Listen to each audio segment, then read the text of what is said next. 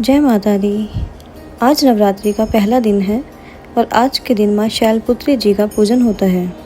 सबसे पहले सुबह स्नान करके स्वच्छ वस्त्र पहने और माँ को सफ़ेद फूल, चंदन, अक्षत अर्पित करें और दीपक जलाएं।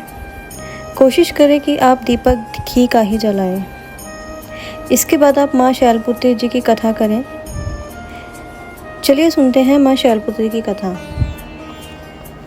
पुरानी कथाओं के अनुसार माँ शैलपुत्री अपने पिछले जन्म में सती थी, जो राजा दक्ष की पुत्री थी। उन्होंने भगवान शिव से विवाह किया था। एक बार राजा दक्ष ने एक बहुत बड़ा यज्ञ आयोजित किया, लेकिन उन्होंने जानबूझकर शिवजी को आमंत्रित नहीं किया, क्योंकि वे उन्हें पसंद नहीं करते थे।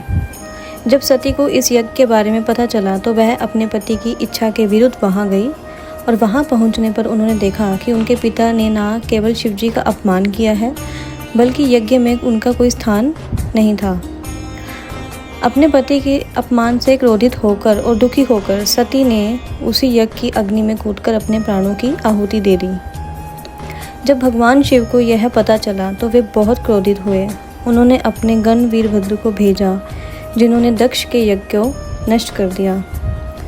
बाद में सती ने अपने अगले जन्म में पर्वतराज हिमालय की पुत्री के रूप में जन्म लिया और इसी कारण उन्हें शैलपुत्री कहा गया, जिसका अर्थ है पर्वत की पुत्री।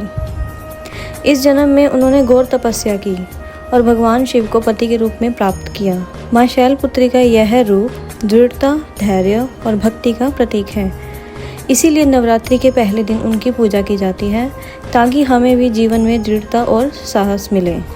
माँ शैलपुत्री की कथा के बाद आप माँ की आरती करके अपने दिन की शुरुआत कर सकते हैं। जय माता दी।